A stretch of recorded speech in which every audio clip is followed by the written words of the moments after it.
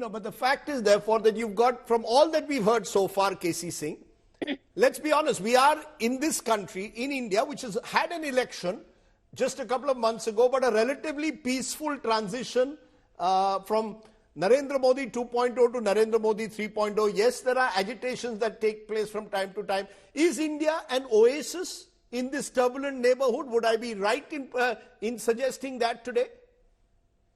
I think each country has a different story. In Maldives, you had a peaceful transition. You may not like the nature of the transition and President Oasis coming in and tilting them towards China, but it was a peaceful transition, although one of the former presidents is in jail. In Sri Lanka, as just pointed out, people did come out, but they found a solution within the parliament. They didn't go to the streets and the student leaders tell the army chief to appoint X as the president. Now that is very peculiar.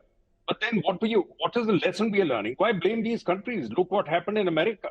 That is still not settled what happened on January 6th, 2021. There's a mob that overran the Capitol Hill. And Trump still doesn't believe in it, and he wants to be president again. So the lesson is that when there's high degree of polarization, and there is not an easy transfer of power, and there are repressive measures, you shut all avenues of venting feelings, then sooner or later there'll be an explosion. So we don't know at what stage the students marching peacefully in Dhaka were taken over by political parties or their supporters and turned into a mass mob. At some stage, the transition occurred. To simply say that because they fired at them, that may be true, that there were repressive measures, because those have worked in the past. No, but is India an oasis? Very quickly, KC Singh, can India really consider itself a relative oasis within this turbulent neighborhood? Yes or no? No, I don't call it. As I just told you, Maldives is not turbulent. We may not like the outcome, but being a huge country, we may not always be. And the problem is internal and external. External is there is a competition between India and China going on this entire region. So there are leaders like in Nepal who will play India against China, and they will try controlling the political system there accordingly. Same thing is happening in Maldives. We saw it happen earlier under Rajapaksa in Sri Lanka. And in Dhaka, we turned a blind eye to what was happening there because we were very happy with the politics that Sheikh Hasina was conducting. Now, if you allow, even the Americans were critical. Right. They said after the election it was neither free nor fair. But we remained absolutely mute. Now, if you tie yourself, if you allow a situation to build up, I don't say the region is this thing, but you also have a role to play. Okay, you have to understand where you also have a responsibility. I'll come to India's role. I'll come to India's role in a moment, but I just want to turn back to Bangladesh where we started off, because Sara Hussain, you heard KC Singh suggest that, look, the fact is, does Bangladesh or do the Bangladeshi people acknowledge that what's happened in the last few weeks is a continuation of what's happened over the last 15 years. There have been arguments that the elections have not been free and fair. The last 2-3 elections have not been free and fair. And there was no outlet that people had to challenge, in a way, Sheikh Hasina. It took this popular movement over over quotas to eventually end in a street protest and then violence. When I said at the outset arson, looting, and targeted killings, the fear is that such movements can get taken over by vested groups.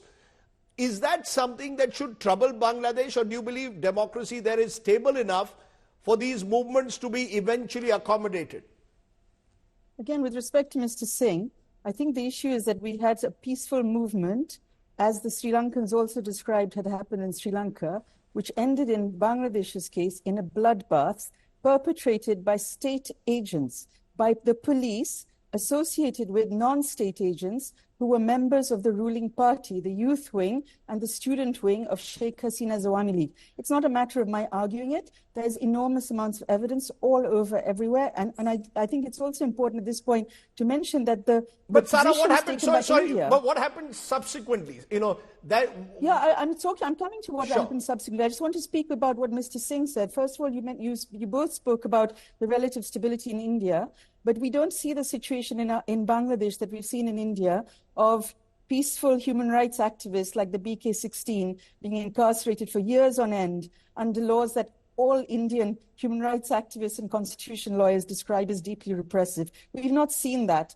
kind of situation in peacetime. We've not seen the lynching of Hindus or Christians or Ahmadis or any other minorities in peacetime, meaning not in this kind of protest situation and firing on protesters, right? We haven't seen that in Bangladesh. We've seen actually a different situation, which has been quite extreme and ongoing and quiet repression, total silencing of people. We have laws in Bangladesh still in place, made by the last government, that allow for imprisonment of any person who says anything which is considered inimical of the Prime Minister, the father of the nation, our history. You can't comment on history without potentially being locked up for 10 or 14 years. That's the situation we've lived in over here. And it's extremely unfortunate that seasoned Indian diplomats and commentators have simply not bothered to comment on that reality of repression that has existed here.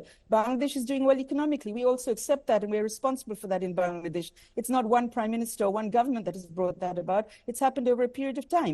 But what is not acceptable is for India, I think, to be looking at us, or for Indian commentators, I don't know about the Indian government, but those of you who are here, to say Bangladesh is somehow just a turbulent mess, just a bunch of uncivilized people who fight with sticks and kill each other. No, Sarah, I don't think we said that. No, I don't think we said that. What we did... Really hearing that voice. No, but when you say that... but the repression that's taken place in Bangladesh, are you saying India had to, in a way, sort of speak out against it, that India should have spoken out against Sheikh Hasina?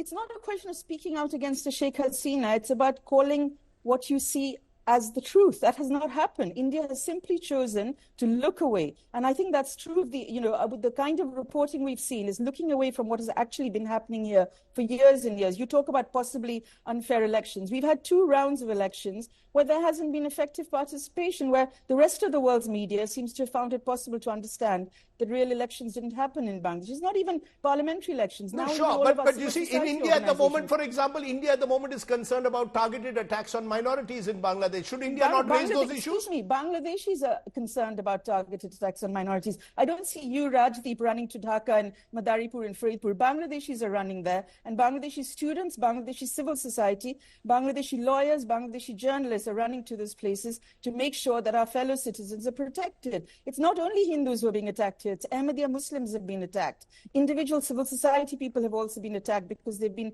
perceived as having been affiliated with or enabling, various...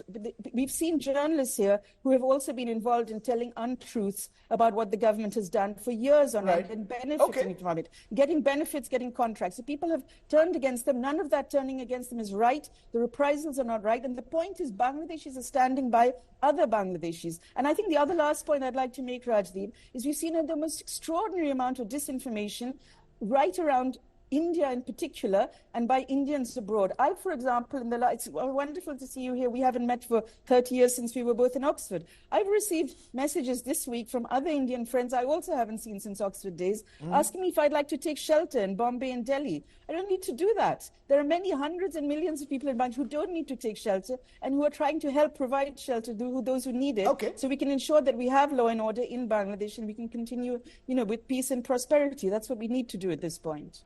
Sarah sets the debate up well, because what is India's role here? You see, we seem to see ourselves as the big brother in the neighborhood, in a neighborhood where we haven't held a SARC summit now in more than a decade. And there is Sarah saying that where was India when there was repression in Bangladesh, when the elections were not free and fair? Why were we not speaking out? Now suddenly you see these images, you see instances where minority groups, Hindus are targeted, and suddenly we are all incensed. We should have been incensed a long time ago, is what she says.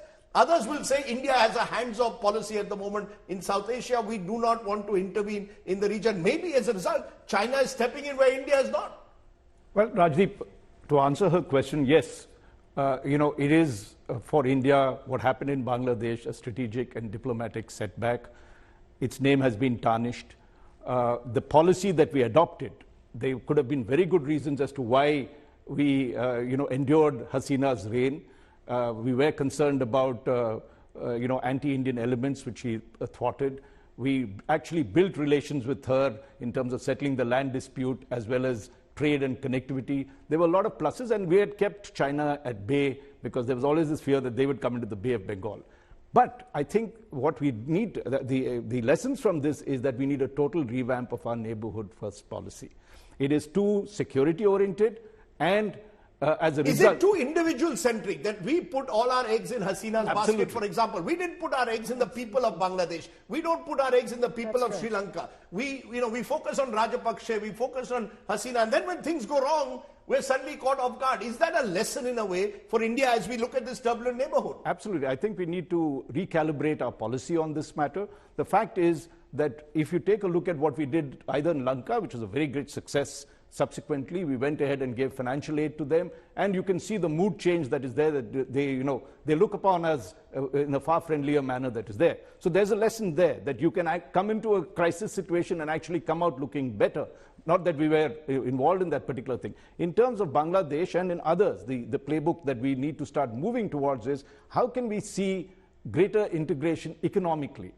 Because once you build, others, what happens is there are deep political cleavages. And when you see, if you take one side, as I said, you put all your eggs in one basket, one of the things is we need to make sure that we are talking to all other parties as well. In Myanmar, for example, we should be doing that. We didn't do that in Maldives. We should have kept the thing. So that's one thing that you need to do. It's very difficult time because, the whole problem here is that leaders are so dependent on their elections that if they don't win it, they go to jail.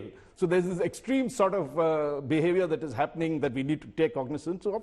But clearly, India needs to move in terms of not just security issues that we had focused on in our playbook, to really economic, serious. You talked of SARC. We talked of BIMSTEC, which is the other formation that we did to avoid China and Pakistan. We haven't had, in 20 years, we've had only 5 summits. So we have neglected the economic front, which I think we need to focus on.